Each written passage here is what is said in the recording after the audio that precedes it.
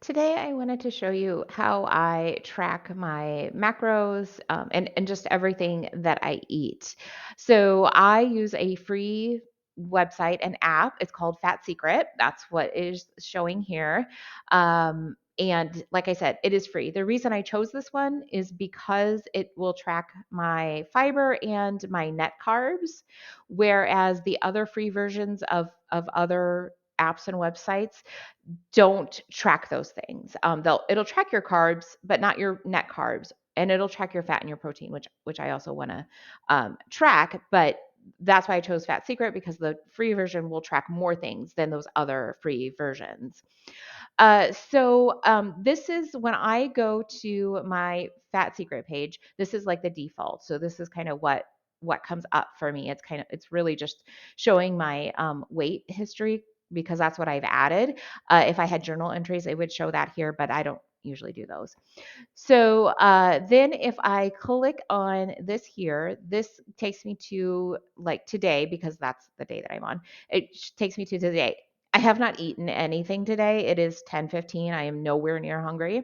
But I do enter what I plan to eat, and that just kind of helps me plan out my meals. So I can enter, this food or that food and see how does that affect my macros. And so, okay, wait, no, maybe I don't want to eat that, today, or really I do it the day before. So I check to see what I want to eat like the day before and make sure that everything's okay so that when it comes time to eat, I can just eat. Like I'm not having to take all this time to like figure it out and then I get hungry and then maybe I eat more poorly.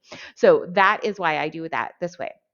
But it's a good example of what you're going to see. So again, this is today. I have kind of my overview here at the top that shows my sodium, which I need to track on the keto diet because you want to make sure you're getting plenty of sodium.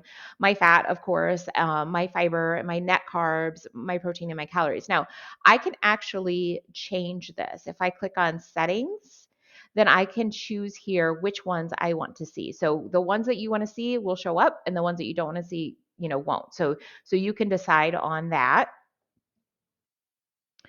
And then back to today. So you just enter your foods. So you would just click add and you can search here through their, kind of database of foods. You can go to your saved meals, and so this is meals that I have entered, like they're meals that, maybe I eat often, or maybe I'm just gonna eat over several days. So like I make a batch and then I'm gonna eat some, over several days. So I'll enter it as a saved meal so I don't have to re-enter all of, each ingredient every time. To do that, you have to use the app on Android. So I cannot save a meal here on like my desktop, but I can in the app. You'll have your, added ingredients like, so say, well, we'll hit cancel here. These here, this is actually a poblano popper that I made. So I entered each of the ingredients here. And then in the app on my phone, underneath this list is going to be a button that says save meal. And so that's what I did. I clicked save meal, I named it poblano popper.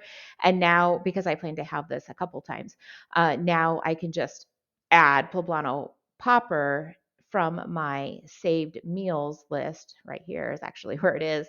And it'll just automatically load all of those ingredients right into, whatever day that I'm going to have those. So that's really nice. So you can track those numbers up here, and then down here is where your macros show, right in this area. So you can see that my carbs for today, if I eat these, is going to be 7%. I don't really keep track of the percentages of carbs. I keep track of the number of net carbs, and so that's going to be this number up here, which today is actually kind of high. I don't usually get to 20. Um, it has to do with this factor meal that I'm having, but I actually won't eat all of the factor meal. So that's going to be a little bit adjusted too. But I do keep track of my percentage of fat and protein. So that's where you're going to see those numbers is right in here.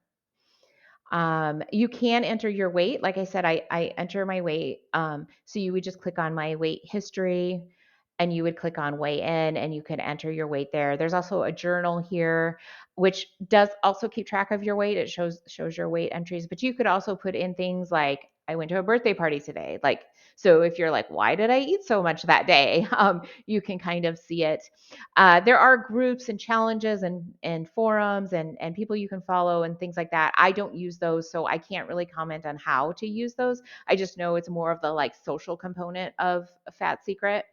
The other thing I like to do is use this feature. So if I go to today and it kind of brings up, I can go to like yesterday and just see, well, I got to go here.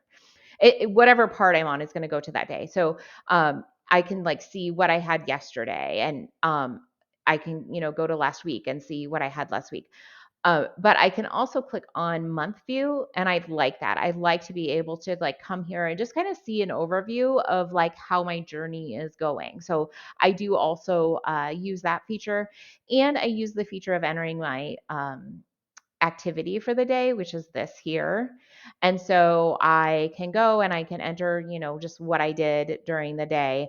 And it'll kind of like keep track of those calories that I am burning throughout the day.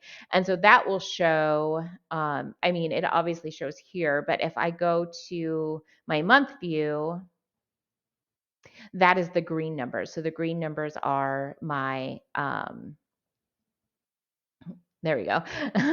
The green numbers are my exercise for the day. And then under here where it says net, that means the amount of like exercise I did. So the amount of calories that I burned minus the amount of calories that I took in. And so it tells me that I had a net a calorie deficit because we've got this little like negative sign here of whatever it is. If it's a plus, then that means that I took in more calories than I expended.